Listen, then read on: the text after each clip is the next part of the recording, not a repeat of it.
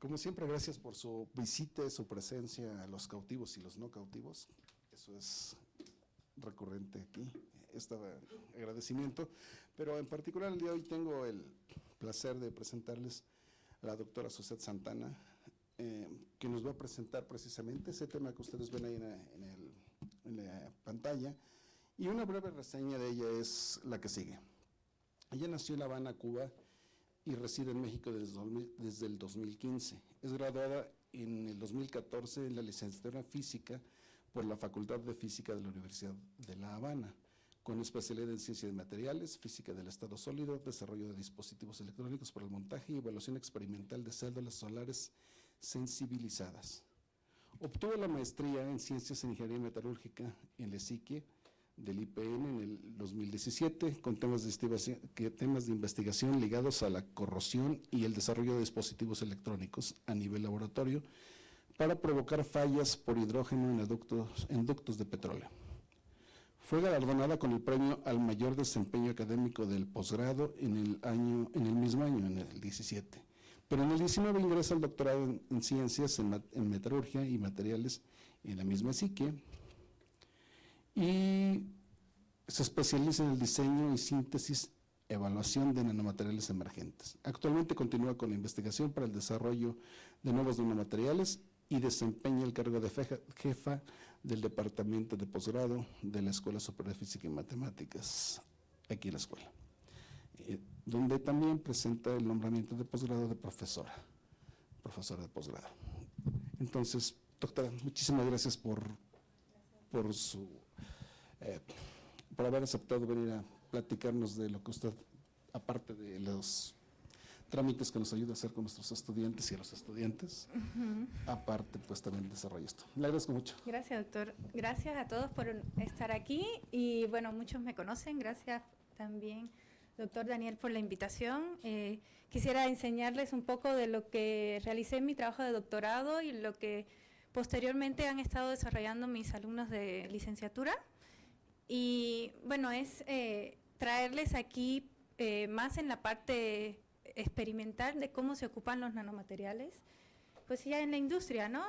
Y cómo se caracterizan para saber cómo pueden ser ocupados. Normalmente cuando se diseña un nuevo nanomaterial, muy bonito es todo lo teórico y lo conocemos, hay muchos físicos aquí que pues, diseñan nanomateriales, pero cuando vamos a la parte experimental, las cosas son diferentes, ¿no? Obtenemos a veces accidentes que son buenos y eso nos permite que se pueda obtener nuevos nanomateriales, o a veces no son accidentes, a veces sí, con el conocimiento amplio de los nanomateriales y se obtiene lo deseado. Y esto es una de las cosas que tenemos aquí. Aquí se obtuvieron materiales deseados, es decir, sí se diseñó muy bien desde el inicio la parte experimental, porque en el grupo de trabajo que tenemos, que hacemos todo muy, desde la parte teórica hasta la parte experimental, ya hemos trabajado con materiales compósitos y en este caso de una y de 2 dimensiones. Pero bueno, aquí, como les presento, la síntesis, caracterización y propiedades funcionales de compósitos óxido de cerio, Graphene Quantum Dots. Entonces, Graphene Quantum Dots, puntos cuánticos de grafeno. El término de puntos cuánticos ya hemos, discúlpenme, que tengo aquí el de pasar las diapositivas por algún lado. Mi bolsa mágica, voy a sacar uno. Aquí está, ¿no? Aquí todo. ¿Lo dejé en algún lado? ¿El de las diapositivas? Ah, no, aquí lo tengo. Y aquí está. Disculpen, ¿eh? Es que tengo muchas bolsas. Aquí está. Los puntos cuánticos, desde la mecánica cuántica, los hemos estado estudiando y siempre lo hemos visto de forma muy teórica. Y sabemos que esto siempre ha sido algo muy abstracto desde que empezamos a estudiar física y en la carrera. Y pues aquí ya la parte experimental ya ha sido ya reportada en la literatura y es una de las partes que les traje para que ustedes vieran cómo se ven en la parte experimental. Bueno, voy a dar una breve introducción de los sólidos, del óxido de cerio, para que lo conozcan, qué tipo de nanomaterial es. Y bueno, qué metodología experimental se ocupó, los resultados y finalmente las conclusiones. Como sabemos, los sólidos son sólidos cristalinos o no pueden ser divididos en sólidos cristalinos y no cristalinos. Y bueno, los sólidos cristalinos los podemos dividir dependiendo de las dimensiones. Pueden ser 3, 2, 1 y 0 dimensiones. Y esto tiene que ver con sus propiedades. Las propiedades para un sólido en 3 dimensiones tiene que ver cuando sus 3 propiedades, en sus ejes, en este caso cartesianos, están por encima de los 100 nanómetros. Para 2 dimensiones, cuando dos de sus dimensiones están por debajo de los 100 nanómetros, una dimensión es cuando una de sus propiedades está por debajo de los 100 nanómetros y 0 dimensiones cuando sus 3, en este caso, cuando las 3 dimensiones están por debajo de los 100 nanómetros. Esto es muy experimental. ¿Por qué? En el dado caso de que ustedes ya conozcan el grafeno, alguna vez lo han escuchado, fue premio Nobel, la de su descubrimiento, se dice que es una estructura que se encuentra en 2 dimensiones, pero es una capa, por así decirlo, una monocapa. Experimentalmente, para la obtención de una monocapa, es una estructura muy inestable y por tanto se toma el grafeno como una estructura bidimensional con aproximadamente 10 capas atómicas. Entonces no tiene esa capa, solamente hasta 10 capas se considera grafeno. Y también, bueno, ya después su porcentaje de oxígeno, eso también interfiere en su estructura. Y aquí son ejemplos de materiales en 3, 2, 1 y 0 dimensiones. 3 dimensiones el grafito, que es con el que escribimos. 2 dimensiones el grafeno. 1 dimensión son los nanotubos de carbono y son capas de grafeno que están compuestas como si fuera un cilindro. Y bueno, en este caso 0D, esto es una imagen de un fulereno, pero también tenemos los puntos cuánticos. Esto es todas estructuras de carbono. El óxido de cerio. El óxido de cerio es un óxido de tierra rara que tiene, por su nombre, como un óxido de tierra rara, muy poca abundancia en el planeta, de 66.5 partes por millón. Y aquí lo interesante es una estructura de tipo FCC, tipo florita, como vemos aquí, y sus propiedades son muy específicas. Tiene la capacidad de almacenamiento de oxígeno porque en su estructura el oxígeno puede salir y se mantiene como vacancia. Y esto es importante para después las características para sus aplicaciones, ¿no? Entonces, la capacidad de almacenamiento de oxígeno, la estabilidad a altas temperaturas, tiene muy baja toxicidad, su propiedad de luminiscencia y su absorción en los rayos UV. Y bueno, puede ser aplicado en la catálisis, sensores químicos, biológicos, en la electrónica y muchísimas más aplicaciones dependiendo de la estructura que esté presente. Este material también se encuentra en nanoscala y bueno, en las publicaciones que hay hasta el mes de noviembre de este año, se puede encontrar en diferentes estructuras, nanocubos, nanoalambres, nanoflores, nanojuelas, nanotubos y puntos cuánticos. Aquí tengo una estadística de el porcentaje que han aparecido en los artículos, aproximadamente 0.2% es los reportes en la literatura, es decir, en los artículos de los puntos cuánticos de óxido de cerio. Es decir, muy poco. Ok. El óxido de cerio es un material non-layer. ¿Y qué significa? Que no puede ser dividido en capas. Es decir, el grafeno, como conocíamos, lo obtuvieron y fue por exfoliación y puede ser dividido en capas atómicas. El óxido de cerio es un material non-layer, quiere decir pues que no puede ser dividido en capas, pero aquí en este caso, ¿se puede crecer materiales de este tipo? Pues la estructura del plano 111 del óxido de cerio, como vemos aquí, tiene una forma hexagonal. Al usar un templete estructural, en este caso un material layer en capas, como es el grafeno, que también tiene una estructura hexagonal, permite el crecimiento de capas como el óxido de cerio. Esto ya es algo que reportamos. ¿Por qué? Porque ya hemos tenido resultados de nanotubos de óxido de cerio y en este caso de este trabajo de obtención de hojuelas de óxido de cerio. Me decía, el plano 111 del óxido de cerio con el plano 002 del grafeno, que es igual, aquí en este caso es hexagonal, pues tenemos la composición dependiendo de la estructura de hojuelas de óxido de cerio en conjunto con hojuelas de grafeno. En este trabajo se realiza un crecimiento de compósitos óxido de cerio Graphene Quantum Dots en 0 y 2 dimensiones con características y propiedades modulables. El uso de templetes estructurales de grafeno y su remoción controlada vía tratamiento térmico modifica las características estructurales y morfológicas de los compósitos.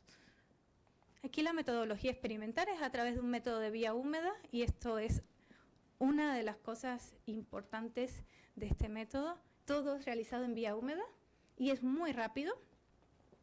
Se utiliza, como les comentaba, un templete estructural de grafeno, se le hace un proceso, en este caso de funcionalización con ácido nítrico al 40%, y se lava, se filtra, y aquí tenemos un grafeno funcionalizado. ¿Por qué se hace procesos de funcionalización? Normalmente el grafeno es un material por su estructura hexagonal, no perfecto porque tiene grupos funcionales y defectos, pero la creación de grupos funcionales a través del proceso de funcionalización permite un mejor anclaje de la sustancia precursora, que en este caso es el hidróxido el nitrato de cerio hexahidratado en la solución, y después se le hace un tratamiento de baño ultrasónico, pasa al proceso de neutralización. ¿Por qué? El proceso de neutralización nos permite que dentro de nuestra solución se forme el hidróxido de cerio y posteriormente el óxido en la forma de la reacción química que forma el óxido de cerio a partir del hidróxido. Este es un diagrama de Purvé que permite que, conociendo ya los valores en este caso, del hidróxido, se puedan a través del, creo que ahora me explico mejor, sí, del hidróxido, se puede obtener a través de él óxidos e hidróxidos en el material. Y esto tiene que ver también con una relación molar que se pone entre el precursor y el grafeno. Aquí se analizaron varias relaciones molares, y esto tiene que ver mucho para jugar con esta parte de conocer cómo obtendríamos un compósito con mayor composición en este caso de la sustancia precursora o del grafeno, que es el templete, nuestro molde, por así decirlo, del nanomaterial, y en este caso del compósito. Finalmente se le hace un filtrado, lavado y secado, se obtiene un polvo, y se le realiza un tratamiento térmico en aire. El tratamiento térmico en aire se modula en diferentes temperaturas, desde 100 a 550 grados Celsius. ¿Por qué hasta 550 grados Celsius? Porque ahí es cuando podemos remover completamente el templete de grafeno y obtenemos puro óxido de cerio. Bueno, estas son técnicas, parece que aquí se movió, técnicas de análisis que a lo mejor algunos ya conocen: difracción de rayos X, microscopía electrónica de barrido de alta resolución, microscopía electrónica de transmisión de alta resolución, microscopía Raman, aquí FTIR, que también es la de microscopía pero de infrarrojo, XPS, UV-Vis de absorción en este caso, fotoluminiscencia y cronoamperometría. El análisis, estas que tengo en azulito, se les realizó un análisis espectral por deconvolución. Estos se hicieron con funciones ya descritas por la literatura que pueden describir las funciones experimentales. En este caso, estos son unos resultados de Raman, y a través de una función que es una combinación entre gaussiana y lorentziana, se pueden describir los enlaces que están presentes en las curvas de espectroscopía Raman. En este caso, estas son las curvas de primer orden del grafeno, las de defectos y la grafítica, y así conocer más intrínsecamente de qué tenemos en nuestra muestra y así poderla ocupar en alguna aplicación o propiedades funcionales. Utilizamos tres templetes funcionales: grafeno funcionalizado y óxido de grafeno, esto con la modulación del porcentaje atómico de oxígeno. El porcentaje atómico de oxígeno comprende esta parte lo relacionado con los grupos funcionales oxigenados, y estos grupos funcionales oxigenados permiten que exista un mejor anclaje en la muestra, es decir, mientras mayor porcentaje de grupos funcionales oxigenados, mientras mayor presencia, mayor anclaje de la sustancia precursora. Y estas son imágenes reales de las muestras. Este es el grafeno, son hojuelas que se ven muy claramente estructuradas. Es como si tuviéramos, ¿han visto el papel? Lo arrugan así se ve, parece esa estructura de una hoja como arrugada. No es una estructura perfecta, pero aquí hay muy pocas capas atómicas, muy pocas. Y son estos dobleces que vemos aquí lo que logra que uno pueda ver esto, ¿no? Ya cuando el grafeno funcionalizado tiene un mayor porcentaje atómico, y esto es analizado a través de XPS. XPS es una metodología que nos permite, una técnica de análisis que nos permite conocer más intrínsecamente cómo está estructurada la muestra, dependiendo de los enlaces de los orbitales de cada elemento.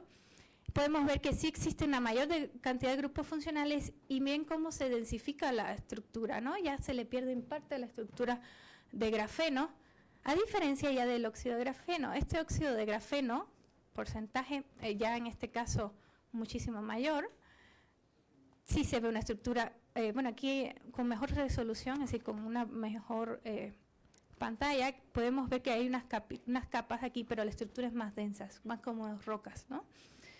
Entonces, aquí, experimentalmente, ustedes dirán, pues aquí ya es óxido de grafeno, ¿no? Ya tiene oxígeno. Y aquí lo importante es saber que a partir del 15% de óxido de oxígeno en las muestras es que se considera óxido de grafeno. Bueno, para conocer primeramente los compósitos de óxido de serio grafeno, tenemos los resultados de la estructura de estos materiales. Primeramente, difracción de rayos X a través de la técnica de convolución que les comentaba, nos permitió conocer la presencia en cada muestra del grafeno. Bueno, la estructura de este difractograma, si la vemos a simple vista, podemos decir solo hay puro óxido de serio, no existe una presencia de grafeno, pero la técnica de convolución, en este caso a través de los resultados, permitió conocer que en estas zonas se pueden obtener los picos relacionados al grafeno. Y aquí dirían, pues el grafeno es muy cristalino, porque le tomó esta estructura. Y esto es lo típico de los puntos cuánticos de grafeno. Los puntos cuánticos de grafeno tienen una estructura tan pequeña que al reaccionar con el haz de difracción hace que se vea una panza, como le decimos en difracción, grande, y pareciera que es amorfo, pero no es amorfo. Es decir, son zonas extremadamente pequeñas reaccionando, como conocen, con el haz, como si fuera otra partícula y no como si fuera una zona grande. Entonces eso hace que se reaccione y dé este espectro, ¿no? Entonces, gracias a esta técnica de convolución, pudimos conocer que también tenemos presencia de hidróxidos y de óxidos en alrededor, que son picos que también están sumándose a este de puro óxido de serio, y que como queríamos que estuviera presente en su mayoría la presencia del 111 que les comentaba al principio, pues aquí lo tenemos, pero también hay presencia de óxidos y de óxido de serio 3 y el hidróxido. Y el óxido de serio 3 es lo que nos dice que hay vacancias de oxígeno, es decir, que la estructura tiene estos huecos de oxígeno que permite que haya un intercambio de oxígeno, es decir, si lo tenemos presente y aquí está evidenciado. Y ya estructuralmente, a través del TEM, aquí vemos claramente cómo es una estructura muy transparente a las de electrones, que es el que pasa en la técnica, y aquí está ya la muestra del compósito. También muy transparente a las de electrones, aquí son zonas que, no se pueden ver a simple vista, pero ya al realizarle el inverso de la transformada Fourier a las imágenes que tenemos arriba, eso es una técnica que no es muy compleja, se le hace una exfoliación mecánica, como si fuera una exfoliación mecánica, pero es a través de, es un programa especializado para esto, se le hace la transformada de Fourier inversa, la transformada de Fourier, después se le hace una máscara y la transformada de Fourier inversa para obtener estas capas. Podemos ver las zonas. En este caso, la zona B, que es un punto cuántico, y la zona A, que es zonas de las hojuelas de grafeno. Como vemos aquí, pareciera zonas que están relacionadas con forma amorfa, pero no, al contrario, son capas de grafeno rotadas que se ven esta estructura. Y eso lo podemos ver, bueno, aquí hay una imagen pequeña, pero si gustan se la enseño más adelante, un poco más grande, pero gracias al Mundial de Fútbol, que hicieron sus porterías hexagonales, pudimos ver claramente que teniendo dos capas de grafeno, en este caso rotadas, vemos una estructura como vemos aquí del grafeno, bueno, después se las enseñaré más grande porque vean que se ve exactamente cómo se ve en la parte experimental. Y bueno, ya la muestra en sí, estructuralmente, coexisten en la misma matriz las zonas de óxido de cerio con las zonas de grafeno. Y aquí pudimos medir, bueno, en este caso, qué tamaño tenían, y están aproximadamente entre los 2 y los 5 nanómetros. Esto ya es considerado punto cuántico. Menor a los 10 nanómetros ya es considerado punto cuántico por su interacción con el enlace. Entonces, otra parte importante es, las distancias interatómicas son únicas. Aunque veamos puntitos, por cierto, esos puntitos son átomos de verdad. Si nunca los habían visto, se los presento.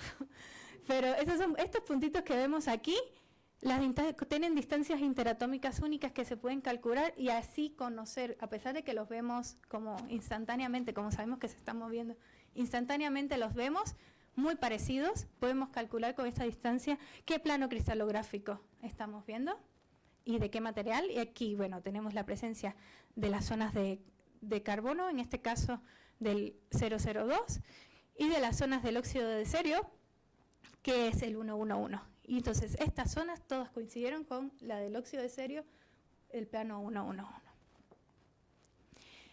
Los resultados de microscopía Raman, también utilizamos la técnica de convolución. En este caso se utilizaron, como les comentaba anteriormente, de la función gaussiana lorentziana, es una mezcla que se hace a través de programa.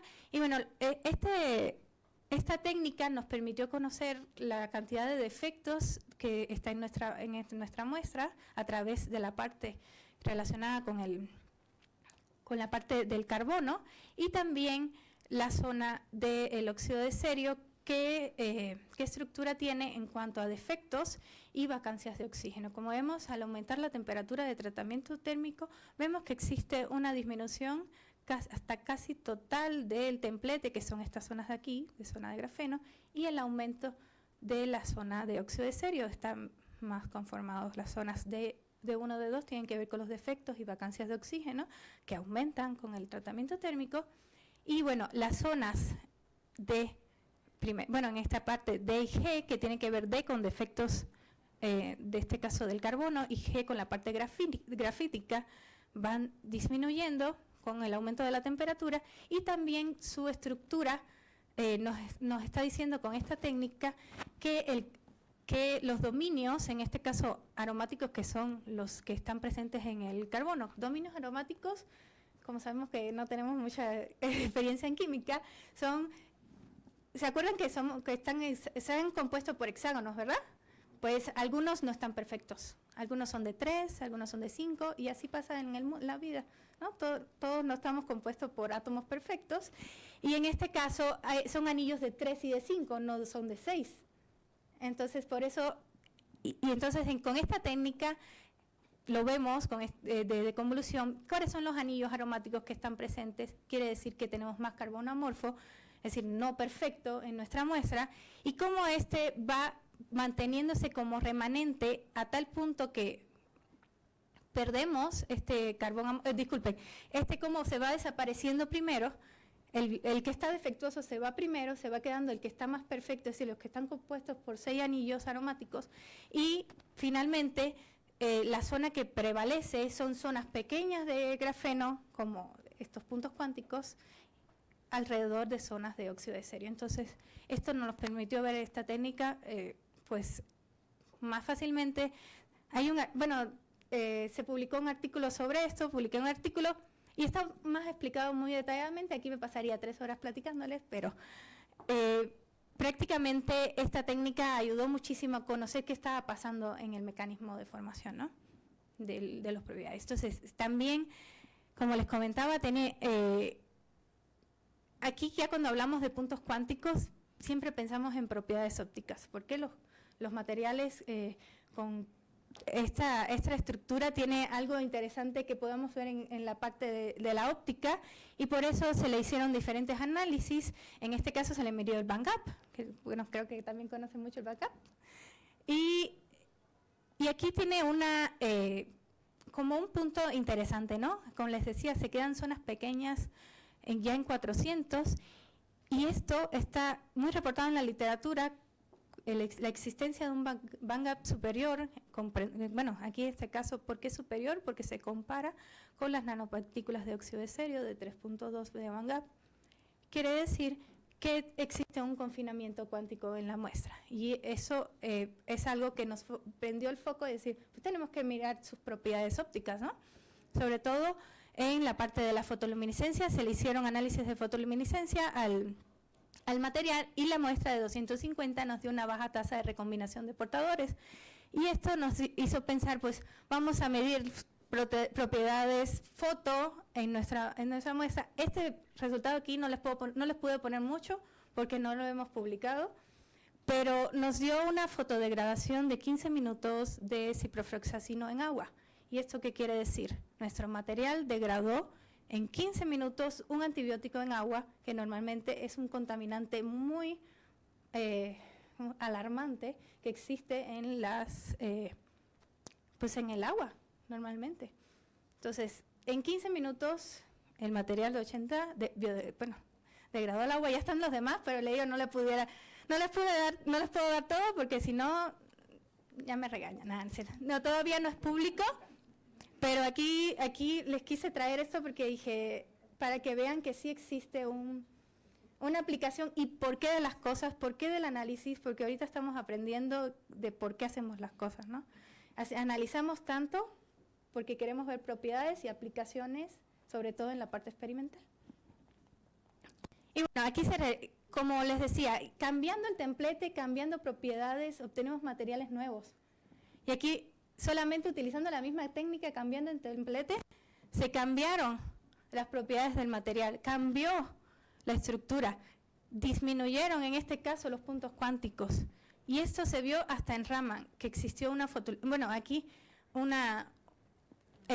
fluorescencia en esta técnica. Entonces, siempre cuando tengamos varias posibilidades y el análisis, les decía, nunca son accidentes, siempre podemos sacar todo el análisis, podemos sacarlo y obtener nuevos resultados y nuevas aplicaciones. Entonces, al utilizar un templete con mayor cantidad de porcentaje atómico de oxígeno, se obtuvieron muestras más densas, con menos zonas de hojuelas, pero con puntos cuánticos mucho más pequeños. Entonces, eso permitió que todavía se está desarrollando aplicaciones en esta parte, pero nos permitió obtener nuevos materiales que pueden tener más propiedades foto para aplicaciones, ¿no? Y aquí está. Bueno, aquí estos son uno de los reportes de la literatura, y esto es una parte del trabajo, cómo se tuvieron de forma parecida, pero aquí en la literatura reportan como poros, zonas reportan ellos que son zonas que no tienen estructura, en este caso, pues, por así decirlo, como huecos en la estructura. Y bueno, aquí está el material el que desarrollé, que no tiene ningún hueco, está puramente con la estructura. Y miren estas pequeñitas zonas, esta es la escala en nanómetros, 20 nanómetros, y bueno, aquí tenemos zonas de 1 a 5 nanómetros aproximadamente, bien pequeñas, ¿no? Y bueno, la cronoamperometría es una técnica que nos permite, utilizando aquí en este caso condiciones con una lámpara, excitar el material que tenemos y que nos dé una respuesta a la luz, en este caso. Pero ¿qué pasa aquí? Estas muestras fueron realizadas a través de unas películas, ya no es polvo, y estas películas se pusieron en la celda, la celda es una jaulita de Faraday, y dentro de una solución que en este caso reaccionó con el material y un contraelectrodo de platino. Las muestras del puro óxido de cerio, que son nanopartículas comerciales, que estos ya están que se utilizan muchísimo, sobre todo para pulir los coches, no sé si lo sabían, pero sí, muy ocupadas, no tuvieron ninguna respuesta. Es decir, la nanopartícula que se conoce como comercial no tuvo ninguna respuesta, mientras que las muestras ya con un éxito, bueno, en este caso con ciclos de iluminación, se iluminaron y se le quitó la iluminación, se fueron cargando, al punto que en este caso la de mayor respuesta y no fue estable fue la de 80, que fue la que nos dio el mejor resultado de fotodegradación. Las de 500 grados, en este caso con mayor cantidad de óxido de cerio, dio una mayor fotocorriente y fue un poco más estable, y eso tuvo que ver mucho con la naturaleza cuántica de la muestra. Decía, tenía mayor cantidad de óxido de cerio. Y bueno, en esta parte es lo que les comentaba, que también nos permitió conocer que teníamos un área de oportunidad en la parte de la fotocatálisis, y eso tiene que ver con este tipo de... No se asusten, es un mecanismo, porque es un mecanismo de interacción entre el precursor, como le decía, y los grupos funcionales oxígeno de nuestro óxido de grafeno o nuestro grafeno funcionalizado. Esta es la técnica de FTIR que conocemos aquí, y esta nos ayudó muchísimo a conocer cómo se realiza este mecanismo de interacción. Tenemos las 9 esferas de coordinación del nitrato de cerio, y esta es la que tenemos aquí, se ve muy bonita, y esta es nuestra molécula que interacciona con nuestro grafeno. Nuestra molécula de grafeno tiene sus grupos funcionales, como vemos aquí están sus hexagonitos, y estas reaccionan de tal forma de que pues se coordinan en las esferas internas y externas, sobre todo con los grupos funcionales. Aquí los enlaces de carbono no se interaccionan, no se queda defectos con nuestra molécula, pero lo que interacciona aquí serían los grupos funcionales con la molécula del nitrato de cerio. Entonces, esto forma una interacción compleja entre el óxido de cerio 3 y los grupos carboxilo, y forman carboxilatos y unidentados y bidentados, que son los que están acá, ¿no? Al introducir el hidróxido de sodio, a nuestra solución que tenemos ya preparada desde acá con el grafeno, se introduce una disociación compleja de unas nuevas esferas de coordinación de cerio 3 e hidróxido de cerio 2, en este caso, que puede tener vacancias de oxígeno. Y esto es importante, que existan las vacancias, porque nos ayuda con nuestras propiedades, ¿no? Finalmente, esta reacción se realiza una reacción de oxidación por condensación de la cadena del hidróxido, y esta transformación, en algunos casos que les presenté anteriormente, representa una transformación topotáctica. Es un tema más detallado, pero tiene que ver mucho con la reacción inicial y final, cómo desaparece el templete en este caso. Los compósitos del óxido de cerio, óxido de grafeno, ya con otro templete, también presentan otra estructura ya más densa, y aquí los puntos cuánticos cambian su estructura de óxido de cerio y ya presentan un ordenamiento más específico, más ordenados. También presentamos un poco de fluorescencia, pero aquí en el óxido de grafeno. Y bueno, cuando tenemos una eliminación del templete gradualmente, se obtienen zonas entre los 2 y los 15 nanómetros en este caso, de los puntos cuánticos de óxido de cerio. Y bueno, aquí les presento parte de las muestras con las que analicé las propiedades funcionales, y pues la funcionalización, como les comentaba, propicia un anclaje mayor de los compósitos, y este tratamiento térmico nos ayuda a que gradualmente podamos eliminar el templete y controlar, por así decirlo, el tamaño de las nanojuelas de grafeno y de óxido de cerio. Y el porcentaje atómico de oxígeno hace que las nanojuelas se vuelvan más densas. Normalmente, cuando tenemos partículas más transparentes a las de electrones, como vemos, con una menor cantidad en este caso de porcentaje atómico de oxígeno, creemos que tenemos una mejor, en este caso, un mejor material, pero aquí pudimos ver que los 3 materiales tienen un área de oportunidad y nos permitió conocer que los 3 tienen sus características específicas para obtener propiedades muy interesantes, ¿no? Y también el tamaño de los puntos cuánticos, aquí todos calculados, con distancias interatómicas que nos permitieron conocer que sí es lo que creíamos, lo que obtenemos a todas las técnicas. Entonces, las técnicas fueron corroboradas entre sí y todas coincidieron. Y la técnica llamada deposición en fase líquida, estas son las que ya son reportadas por la literatura, permitió que con el uso de templetes, en este caso estructurales, se pudiera modular la obtención de compósitos, en este caso nanojuelas, puntos cuánticos de óxido de serio y compósitos de óxido de serio grafeno. En forma de conclusión, el método de deposición en fase líquida permite sintetizar compósitos de óxido de serio grafeno en 0 y 2 dimensiones, empleando templetes estructurales de grafeno. El valor de pH apropiado para la síntesis de óxido de serio para el método de deposición en fase líquida es de 11, mientras una relación molar de, en este caso, nitrato de serio hexahidratado y grafeno, relativamente grande, promueve la formación de pequeñas nanojuelas de 2 a 5 nanómetros de alta cristalinidad, y una relación pequeña de 0 a 1 aumenta la extensión lateral de las hojuelas de 30 a 50 nanómetros. Este es uno de los resultados que ya tampoco quise abundar mucho, pero que se obtuvieron de este trabajo. El tratamiento de funcionalización induce la formación de puntos cuánticos de óxido de serio en los compósitos. Al aumentar la temperatura de tratamiento térmico en la atmósfera de aire, se observa lo siguiente: se elimina gradualmente la presencia de templetes, se modifica la cantidad de serio 3, serio 4 y aumenta la calidad cristalina del templete residual y del óxido de serio.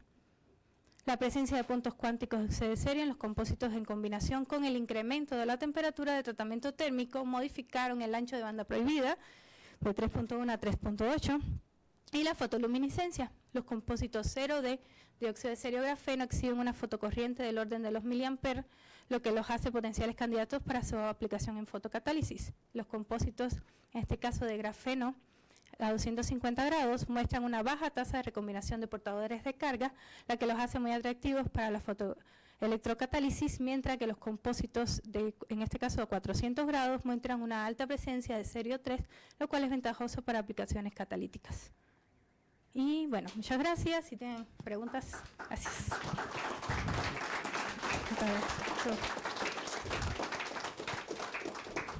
Esta cosa.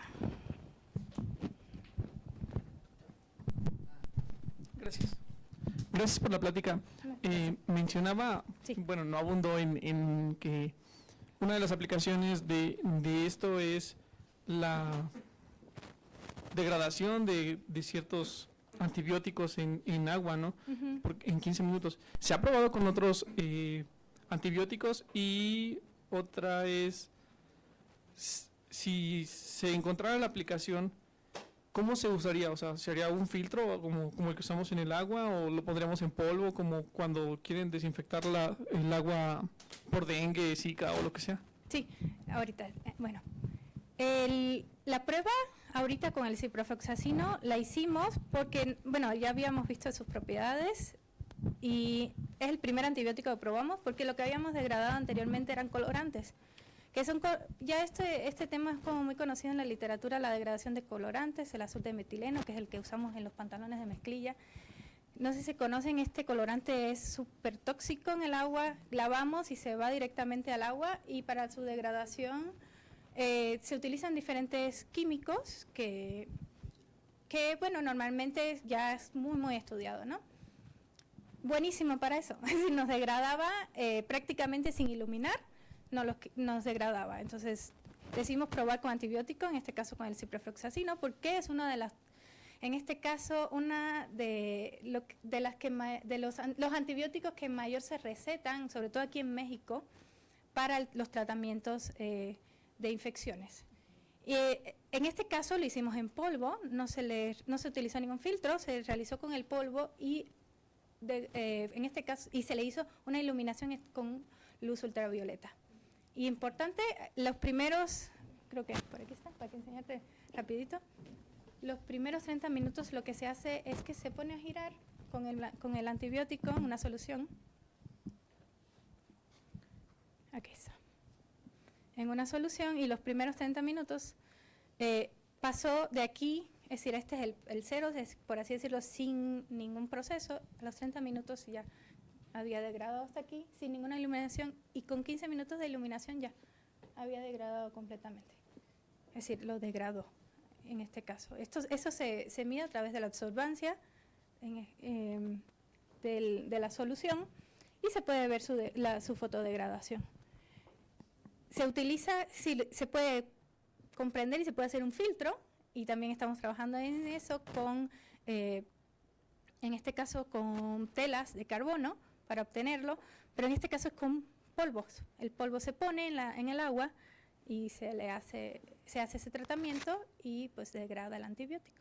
Porque normalmente, no sé si conocen o les ha pasado que cuando toman un antibiótico ya van al baño, hacen pipí y prácticamente el antibiótico lo están desechando al agua. Entonces, es muy difícil la degradación del antibiótico en el agua, ¿no? Entonces, este tratamiento ayuda a que no pase, pues cuando ya se hace la limpieza del agua, no llega a ustedes el antibiótico o a los animales que comen. ¿Por qué? Porque el antibiótico lo que hace es que mute muchas especies, por ejemplo, los animales ya vienen con antibióticos, ustedes los comen, bueno, lo comemos, y eso hace que seamos más resistentes y que venga una enfermedad y no nos haga efecto un antibiótico, ¿no? Entonces, no los estoy alarmando, pero está pasando, no se asusten, pero está pasando de que los animales toman agua, y el agua tiene antibióticos, o a ellos mismos se les inyecta antibióticos para ser más resistentes a enfermedades, y nosotros estamos comiendo y nos estamos volviendo más resistentes, por eso a veces hacemos ciclos de antibióticos y no nos quita la gripa, una simple gripa o una simple infección. Entonces, es algo serio que se está ahora probando para poder, poder ayudar con este tipo de tratamientos, porque el agua la necesitamos y saben que cada vez está más escasa. Entonces, es una de los aportes que hacemos como investigador al mundo, ¿no? ¿Alguna pregunta? Yo, bueno, primero que nada, que quiero entender muy bien. Al inicio, la intención del trabajo era la creación de los puntos cuánticos, y ya posteriormente las propiedades que fue mostrando a lo largo de la presentación fue como, bueno, esto fue lo que pasó y fue lo que encontramos, ¿no? Sí. Mi pregunta va muy similar a la del compañero. ¿Cómo se les ocurrió al final, ya cuando encontraron la propiedad en específico, para utilizarla para degradar antibiótico? O sea, ¿qué fue lo que dijeron? Esta propiedad me dice que puedo degradar. Algo así. ¿Fue el intercambio de oxígeno o alguna otra cosa? También el intercambio de oxígeno. De hecho, una de las cosas interesantes es que esta muestra tiene una gran cantidad de serio 3. Quiere decir que tiene muchas vacancias de oxígeno. Y esto es, bueno, les decía, si estuviera platicando me tardaría horas, porque son muchísimas propiedades y resultados que no les pude presentar, porque es un resumen para que conozcan. Pero eso nos dijo, pues probamos las muestras para este proyecto, en este caso de fotodegradación, y nos puede dar buenos resultados, ¿no? Muchos que hacemos cosas experimentales sabemos que a veces dan buenos resultados, a veces no dan buenos resultados. En este caso sí, dio buenos resultados. Y fue una de sus propiedades ópticas también que tenían que ver, y además su porcentaje, en este caso, de vacancias de oxígeno. En este caso hay gran cantidad de vacancias de oxígeno y permitió esto de que apareciera esta fotodegradación en 15 minutos. Hay más resultados, y así en forma resumida cambia muchísimo la fotodegradación dependiendo de por qué, porque no. Como les decía, el óxido de cerio, mayor temperatura se forma más óxido de cerio, pues aquí hay menor temperatura, hay más vacancias, menos óxido de cerio, más hidróxido, pues funcionó mejor. Mayor temperatura, tuvimos unos resultados menos favorables, pero así es el trabajo, así se comparan, ¿no? Entonces, les presenté porque está muy bonito, pero también el trabajo tiene su complementación de todas las temperaturas, ¿no? que como les comentaba, este trabajo está próximo a ser publicado, por eso no les traje mucho también, porque sabemos que tenemos que ser cuidadosos, pero es interesante que la verdad nos sorprendió muchísimo, a pesar de que creíamos que íbamos a tener buenos resultados, porque ya se han probado con nanotubos y no han funcionado así, ¿no? Con este material sí fue un resultado más favorable. De hecho, tenemos una alumna de licenciatura que trabaja con este tema y le dijimos, pues si en 15 minutos hace eso, vamos a medir cada 5, a ver en qué minuto ya degradó, ¿no? Entonces, es algo más interesante, porque no es lo mismo reportar, en 15 minutos degradó que decir en 5 minutos o en 2 minutos. Bueno, ya 2 minutos es más complejo porque hay que llevar la muestra al equipo, ¿no? Pero en 5 minutos es una muestra que sí se puede medir y ya sería algo más interesante para presentar, ¿no? Bueno, además de que ese está interesante, ¿no? ¿Sí? ¿Otra pregunta? ¿Sí? No, del tuyo, No, ¿ya? no. ¿Todo bien? Sí, todo ¿Sí? bien. Sí. Adelante. Bueno, muchas gracias, doctora. Mi pregunta va, por ejemplo, ya que se degradó el antibiótico, los residuos del óxido de cerio no son, ¿qué tanto podrían afectar, por ejemplo, al agua o se pueden filtrar porque no son eso- solubles? Esa es una parte. Y la otra, ¿se podrían hacer nanopartículas de estos, de los polvos estos para añadirlos a otro tipo de aplicaciones? Mira, ya las nanopartículas ya tienen un mayor tamaño y sí se pueden hacer. De hecho, a través de esta técnica yo hice algunas nanopartículas para comparar cómo me iba. Si no utilizo templete estructural, me salen nanopartículas. Es la misma técnica, ya probadísimo, ¿no? Y sí, tiene muchas aplicaciones que están reportadas desde, creo que el año, si no recuerdo, desde el 80 y tantos. Ya se ocupa y, como les decía, mucho se ocupa para pulidores. Y sí tiene muchas aplicaciones las nanopartículas de óxido de cerio y se pueden obtener fácilmente por la técnica. Y la otra pregunta, discúlpame. Cuando se usó en polvo, ¿no? En el agua. Ya. Sí, no se disuelve en el agua, se puede filtrar muy fácilmente y puede separar del agua el material. Y creo que habías hecho otra pregunta. ¿Sí? No, ¿O no? bueno, es que la aplicación no es tóxico, ¿no? No es tan tóxico. No, ya me acordé lo que te iba a decir. Probamos también cómo inhibe con algunas bacterias. Entonces, ¿conocen al E. coli? Sí. ¿Que está en el agua? Bueno, dijimos, pues a lo mejor puede mutar con el E. coli, el óxido de cerio, y lo puede hacer más fuerte y hacer que, bueno, ¿no? El parecido al antibiótico. Se vuelve más fuerte el E. coli, lo tenemos en el agua, lo tenemos en nuestro cuerpo y más complejo quitarlo. Ya sabemos que sí puede entrar a nuestro cuerpo por agua que no esté bien tratada. Pues no le muta, es decir, lo inhibe, es decir, no le hace nada. Y eso es bueno para tratamientos. ¿Por qué? Porque hace que si el E. coli está ahí, no lo mata, y eso no es algo malo porque normalmente está en agua, pero no hace que mute. Y estas pruebas sí las hemos hecho. Sí. Pero es una parte complementaria del trabajo también. Okay. Sí, Muchas muy buena gracias, tu pregunta. doctor. Muchas gracias. Hay varias preguntas. Sí. Disculpe, una pregunta. ¿Por Sí. qué fue que se decidió probar con óxido de cerio y no con algún otro material que a lo mejor tuviera propiedades similares y pues que a lo mejor permitiera que esas áreas de oportunidad que tienen al final pues pudieran mejorarse? Sí. Mira, aquí el hecho de que es bueno, está muy acertada tu pregunta y muy interesante porque a veces cuando trabajamos decimos, ¿por qué utilizas esto y por qué no hiciste, no? Y tu asesor siempre te dice, yo te lo digo y tú lo pones, ¿no? Pero no, bueno, en este caso ya conocemos mucho este material. Y te digo que esta propiedad de vacancia de oxígeno la tienen muy pocos y es estructuralmente muy interesante, ¿no? Porque puede salir y se utiliza mucho en sensores. Entonces ya teníamos esta área de oportunidad, utilizamos este material, ampliamos más lo que conocíamos de él porque estábamos ligados más a materiales en una dimensión que, por cierto, el grupo de trabajo también tiene, pues por así decirlo, son pioneros en obtener óxido de cerio en una dimensión, es decir, un nanotubo de puro óxido de cerio, y eso es a través de la transformación topotáctica. Creo que ya pasó el doctor Vargas por aquí. ¿No? ¿No pasa? Ah, sí, bueno, van a conocer al doctor Vargas, que él es especialista en óxido de cerio y en nanotubos, y les va a platicar de esto. Él es uno de mis papás académicos, y gracias a él fue que llegamos a este tema, también desligándonos un poco de los nanotubos, que ellos eran especialistas, y metiéndonos al grafeno, ¿no?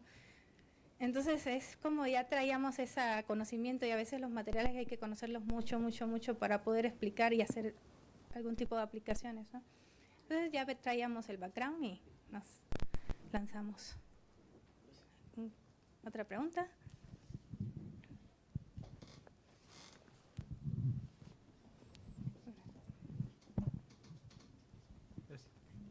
Muy buenas tardes, muchas gracias por la práctica, la verdad estuvo muy interesante. Aquí tengo una como duda, no sé si es en la diapositiva 19, habló acerca de unos anillos. Los anillos aromáticos. Aromáticos. Aquí mencionó algo sobre que son anillos aromáticos que son de 3 o de 5 anillos, y mi pregunta es, ¿cómo saben que son de 3 o de 4 o de 5 anillos? O sea, y de eso, ¿qué tanto influyó en su estudio al ver al grafeno óxido de cerio? Mira, cuando tenemos estructuras de grafeno, son hexágonos, Sí. como los conocemos, como si fueran paneles de abeja, Sí. así como los...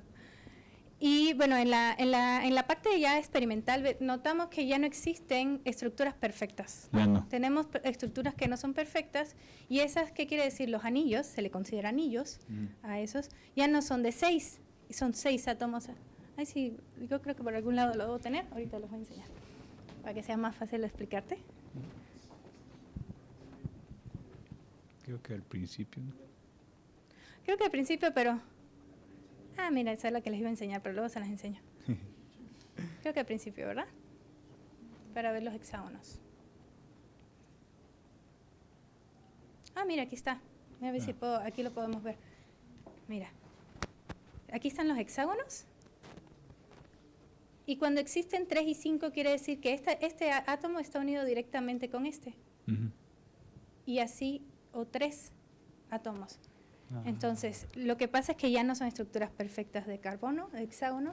Es decir, los carbonos están unidos 3 atomitos o 5 átomos, no 6. Que la estructura estable es de 6. Eso quiere decir que tienen también enlaces que pueden, por así decirlo, anclarse con otras estructuras, en este caso con los nitratos. Es decir, no son estructuras perfectas del óxido de cerio. Serían de 3 y de 5 y estarían unidos a otros de 6 o zonas con, en este caso, pueden ser varias de 3 o una de 3 o una de 5. ¿Y qué pasa? Esta técnica de espectroscopía Raman lo que da son los resultados de las vibraciones de los átomos, ¿no? Sí. Entonces ahí exactamente hay cartas que permiten conocer cómo vibra y qué posición tiene cada átomo la vibración de los enlaces, ¿no? Sí. Entonces, por eso es que se puede saber exactamente aquí es donde está, bueno, está reportado ya, aquí es donde podemos colocar que existe una presencia de vibraciones de anillos de 3 y 5, en este caso de estructura de 3 o 5 anillos. Y esto tiene que ver por el ancho, bueno, en este caso por la altura del pico, se hizo el proceso de convolución y ahí en esa posición se puede asociar a esta estructura. Entonces, bajando, subiendo, en este caso, la temperatura, pudimos ver que mientras mayor temperatura, estas zonas de 3 y 5 anillos, como no eran perfectas, se fueron perdiendo muy rápidamente. Ajá. Entonces, ¿por qué? Bueno, cuando hay calor se convierte en CO2, el carbono, y pues se va, en este caso. Ay, muy interesante. Muchas gracias. Nada. ¿Otra pregunta? Aquí lo estaba recogiendo. Y no detenga a la doctora de último. Bueno, muchas gracias por la plática. Es una área ajena a mí, entonces posiblemente lo que pregunte va a ser una chorrada. No, ¿cómo crees? Esa es la pregunta más interesante, ¿sí? Espero, bueno, desde lo básico creo que sí me quedó un poco claro que es un punto cuántico, una partícula muy, muy confinada en todas sus dimensiones. Exacto. Y pues vi que tenía ciertas propiedades ópticas que de la dispersión que formaba una pancita en una de sus gráficas, me parecía.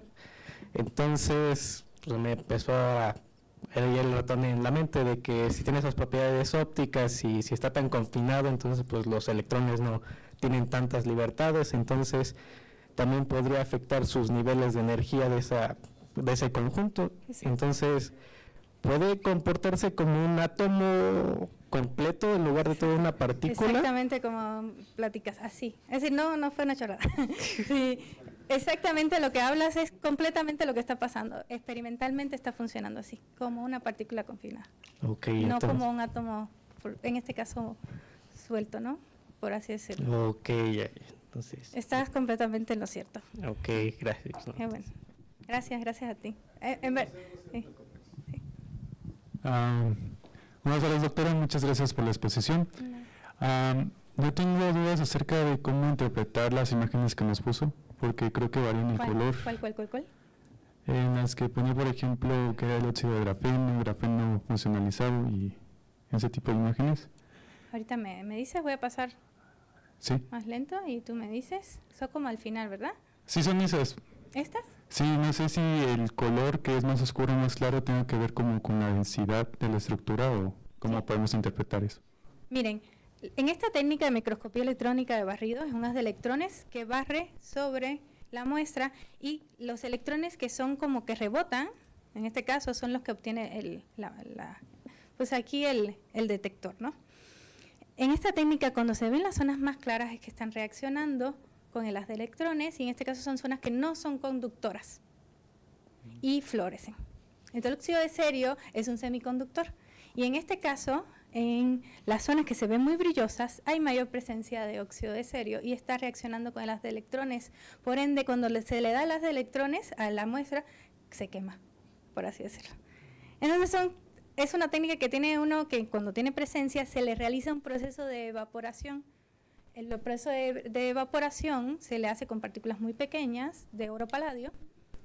Sí, muy pequeñitas, se le hace como si fuera, a ver si han visto los disecadores, se le pone así como un spray así casi, ¿no? Vamos a ponerlo muy hipotético, un spray así de nanopartículas que barre toda la zona y eso hace que no aparezca esas partes brillantes. Aquí en estas decidimos no realizarle este proceso porque tenemos presencia de carbono y el carbono es conductor. Entonces, queríamos ver bien cómo se veía la muestra sin esta evaporación y por eso se ven más brillosas, porque el óxido de cerio reaccionó con el haz. Y sí, hay zonas mucho más densas, mucho más oscuras, el carbono se ve más oscuro, el óxido de cerio se ve más claro, por este proceso que ocurre con el haz de electrones de la técnica. Okay. Gracias. Nada. Doctora Alparo. Okay. ¿Ya? La tienen de última. Doctora, dígame. Está muy bien. Muchas Bueno, gracias. Doctora, muchas gracias por su presentación, muy bonita. Doctora. Yo tengo una pregunta y es en la lámina, no alcanzo bien ver los números, no me acuerdo si es 18 o 13. ¿no? Dígame de qué era. Yo Donde está la curva de absorción, de absorbancia al cuadrado. ¿Por qué deciden ustedes tratar al dióxido de cerio como una transición de banda directa? Dióxido de cerio tiene una estructura FCC, o sea, centrada en las caras, y yo veo que ahí ustedes deciden tratar al dióxido de cerio como una transición de banda directa. Sí. Y generalmente las transiciones son indirectas. En este caso lo trabajamos como banda directa y es que lo vimos, lo vimos ya reflejado más en la parte de la estructura en 0 dimensiones del óxido de cerio, porque en el caso de la absorbancia empezó a absorber ya en un valor que no estaba relacionado con el puro nanopartícula de óxido de cerio. Eso sí fue complejo, la verdad, porque lo reportamos así en el artículo. Y fue algo que tuvimos que investigar mucho para reportarlo y tuvo que ver más con la estructura de nanojuelas y del confinamiento cuántico para el reporte de la literatura. Es decir, hicimos un montón de cálculos bueno, en este caso es esta, chicos, es esta fórmula que es la que se ocupa para el cálculo del bandgap, y depende mucho la fórmula que se ocupa cuando es directo o indirecto. En este caso es casi como el inverso. El directo es en una forma, el indirecto es en la otra forma. Sí, porque la estructura de bandas para el óxido de serio, dióxido de serio sobre todo, Sí. en la estructura de bandas, en la primera aproximación de la primera zona de Brillouin, es una transición indirecta. Entonces me llamó mucho la atención que ustedes Sí. lo trataran como una transición de bandas directas. Y eso también eso también lo encontramos debido a la estructura que, bueno, en este caso de capas, que es menor a la que está reportada normalmente en para la estructura en 3D, ¿no? Del óxido de serio. Bueno, después le puedo pasar el trabajo con el que nos basamos, varios trabajos que nos basamos para ponerlo directo, pero tuvo que ver basado en resultados ya teóricos de este material, ¿no? ¿Por qué? Porque lo que encontramos en la literatura fue que este tipo de estructura directa se simuló y se obtuvieron estos resultados, ¿no? Entonces, por eso fue que utilizamos este valor de banda directa, porque sí teníamos esta como, por así, discrepancia en que varios reportes en la literatura, en este caso estos teóricos, para zonas que son de muy pocas capas atómicas, en este caso non-layer, bueno, layer ya para ser más preciso, se utiliza la parte directa. Sí, diga eso, usted sí. ¿Puedo hacer otra pregunta? Y ya nada más, porque tengo como 20, pero bueno. Todas las que quiera. Las imágenes que tiene ahí son imágenes de SEM. Sí. De No, microscopio. estas son de MEP. Estas son de MEP. Por eso, microscopía electrónica de radiación. Sí. No es que entendiste. Sí. SEM. No, SEM. Sí, SEM. Sí. Bueno, a mí me llama mucho la atención la formación de zonas brillantes y oscuras, ¿no? Entonces, estas imágenes, para la formación de imágenes se toman electrones secundarios. Sí. ¿Hicieron alguna prueba con electrones retrodispersados para asegurar que esas zonas son del mismo componente o poder separar de alguna manera las regiones donde está grafeno y donde está dióxido de serio? Sí, doctora, de hecho esos son retrodispersados. Estas zonas que están aquí, que se ven brillosas, son de grafeno.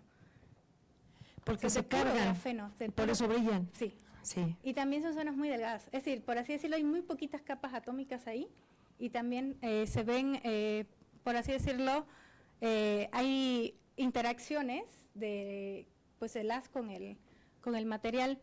Como les decía aquí, pues son zonas como, parecen zonas arrugadas de grafeno, y eso tiene que ver con las hojuelas, ¿no? No son una zona plana, están como nanojuelas, se les dice, como si fuera el papel, como cuando lo arrugas y lo sueltas. Todos esos dobleces son los que vemos aquí parecidos en el material templete, ¿no?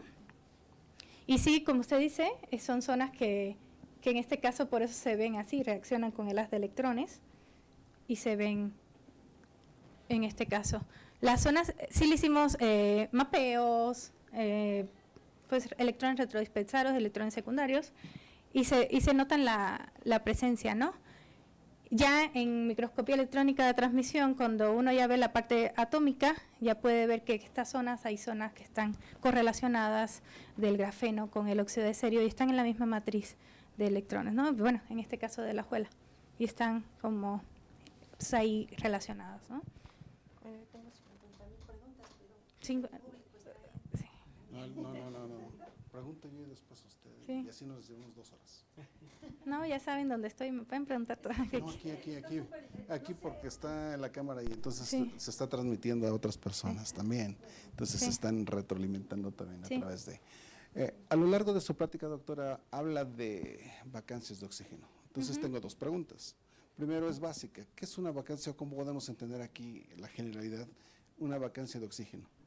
La segunda es, si tenemos un curso de vacancias de oxígeno, esto es su material sin vacancias de oxígeno, luego con poquitas vacancias de oxígeno, luego con muchas vacancias de oxígeno, ¿cuál es la propiedad que se ve mucho más beneficiada por tener nada, poquitas o muchas vacancias de oxígeno?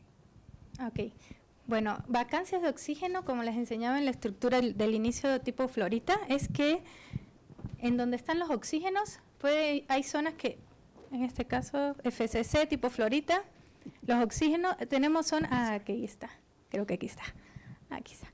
Pues hay unas zonas en que los oxígenos, en este caso cuando hay vacancias, que no está el oxígeno. Entonces ahí hay un huequito que se puede meter algo, ¿no? En este caso. O quedarse así, exactamente. Y entonces, por eso la palabra vacancia, es falta de, en este caso, de oxígeno.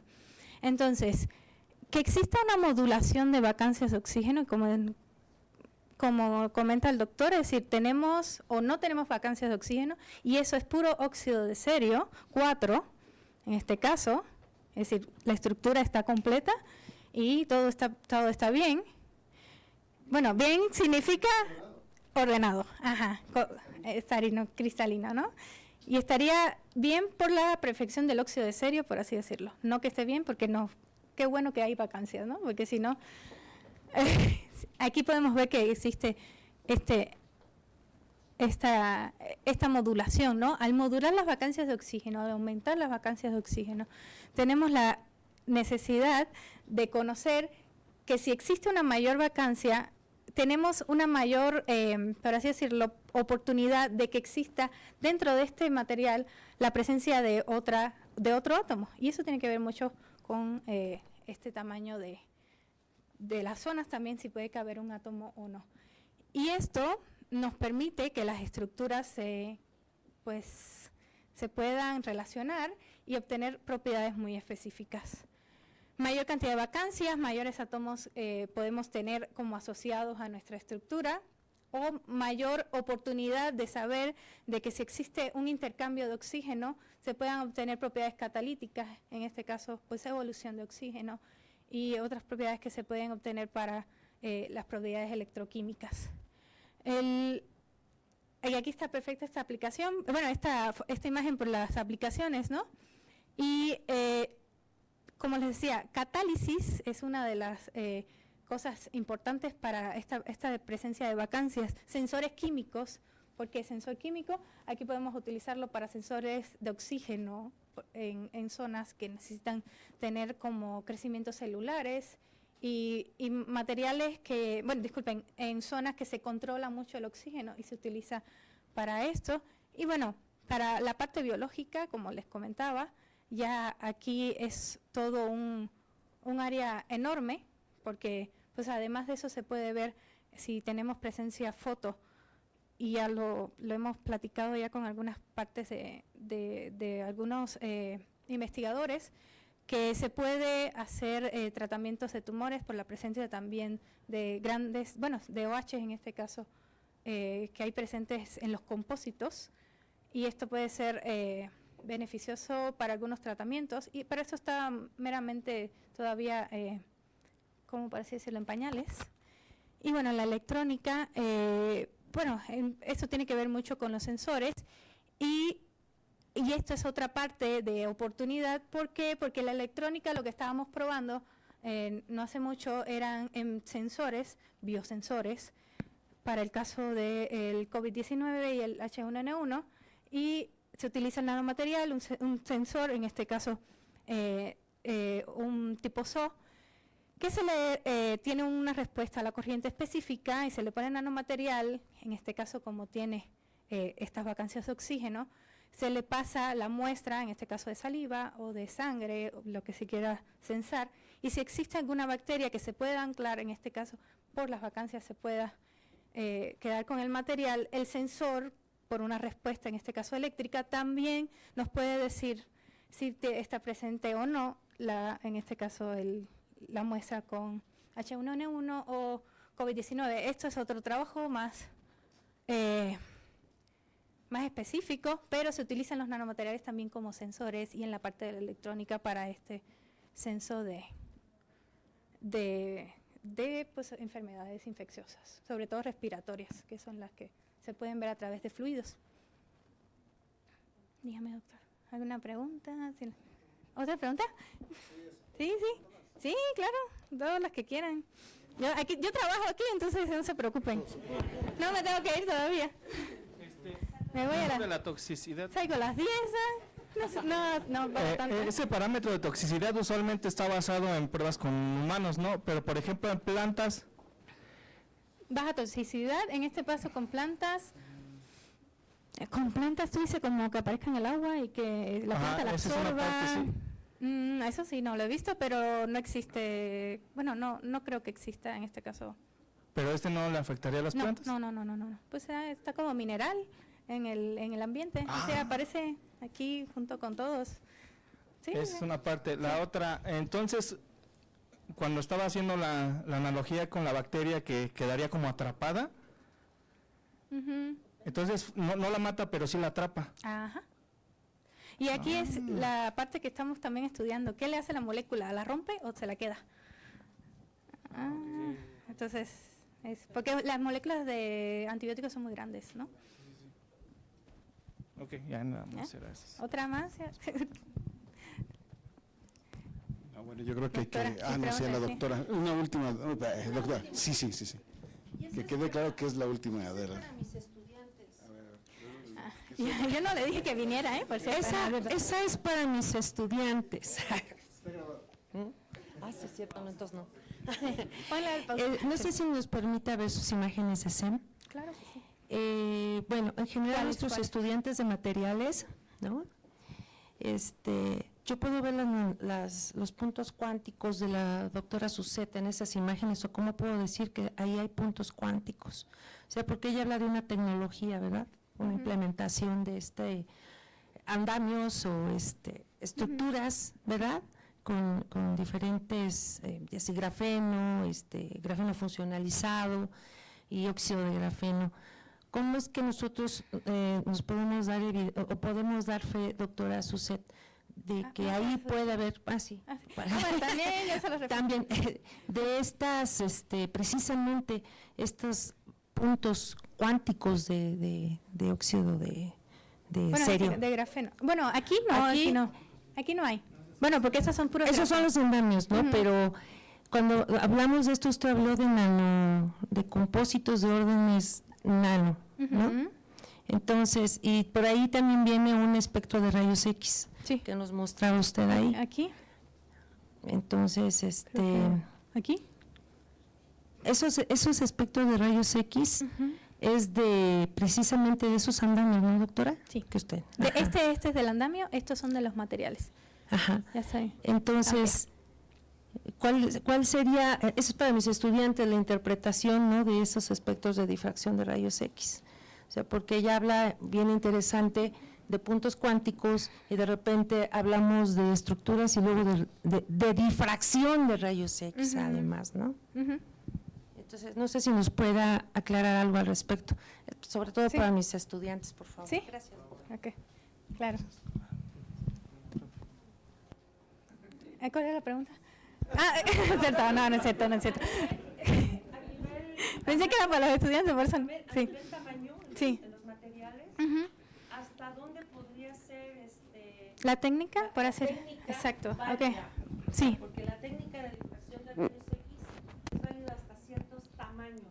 Y justo esta técnica tiene el haz, por así decirlo, penetra en la muestra hasta una cierta cantidad, en este caso como 50 nanómetros creo, y depende de, en este caso cómo vayan a ocuparlo. Lo que medimos aquí fueron polvos, ¿no? Polvos, no fueron películas. Cuando utilizamos películas, y esto es importante, se utiliza un arrasante. El arrasante se coloca de tal forma de que pues pueda tomar una cierta zona de la muestra y pues va directo al detector. Aquí yo creo que ya ustedes han medido difracción de rayos X. Y a diferencia de esta técnica, aquí lo que se hace es, con el haz de electrones, pues medir una zona del material y si penetra, por así decirlo, en nuestro material. Y aquí, como son zonas pequeñas con pocas capas atómicas, por eso reaccionó así, ¿no? Como vemos aquí. Es decir, este resultado... pequeñitos, es decir, y pequeñitos, y también fue algo que se nos fue así más porque cuando trabajamos materiales y pensamos nanomateriales cristalinos, bonitos, vamos a poner en la cabeza, grafeno, hoy nos va a dar precioso. Nos va a dar un pico muy delgado, muy perfecto y todo. Y la primera fue que, no, pues lo medimos mal, ¿no? Lo medimos mal, volvimos a medir y ya. Yo pues me clavé literal en la literatura y con el resultado dije, no, estos son puntos cuánticos, así están reportados los resultados de puntos cuánticos en la literatura.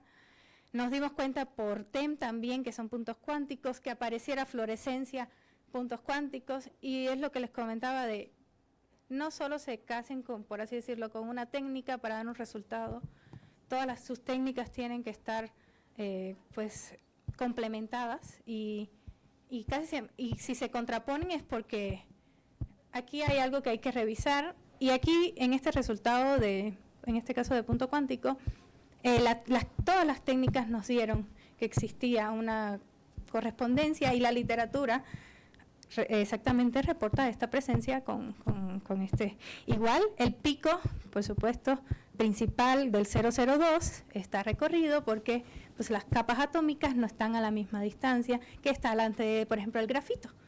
Y si han leído un poco en la literatura, las cartas de difracción del grafeno todavía no existen, es decir, solo son reportadas las de grafito porque la estructura, las distancias interatómicas conocidas del grafeno pueden cambiar mucho, por esto de que pueden ser 10, son muy pocas capas atómicas, y cuando se toma por referencia una carta de difracción, se toma la del grafito, no se toma no existe, para reporte capas, en este caso cartas del grafeno, ¿no? Y y aquí es, ojo, y muy importante, cuando uno va a medir nanomateriales de este tipo, se utiliza portamuestra de background cero. Y esto hace que el proceso del equipo, en este caso el difractómetro, no reaccione con el portamuestra, es decir, la base donde uno va a colocar el material. Entonces, portamuestra cero quiere decir que no va a dar ninguna señal dentro del rango que voy a medir. No quiere decir que no tenga señal, y sí la tiene porque se utiliza un monocristal de silicio. El monocristal de silicio en este tipo de material tiene una orientación específica que sale a partir de 110 creo a veces, algo así, y entonces esto es importante. Ustedes que miden, en este caso miden películas, ¿no? Pero si van a medir en algún momento polvos o conocer algún material que vayan a sintetizar, un nanomaterial, utilizar un portamuestra de background cero, que hace de que pues el background sea puramente de lo que le estás poniendo y no de el portamuestra, que vas a tener que hacer un montón de procedimientos para poderlo eliminar, y a veces no sabes si lo haces correctamente porque los programas a veces te quitan señales importantes de tu material y explicaciones que puedes dar que no te das cuenta de que te lo quitó el programa de análisis, ¿no? Doctora, dígame. Gracias. Nada. Agradecemos una vez más a la doctora Suset. Gracias.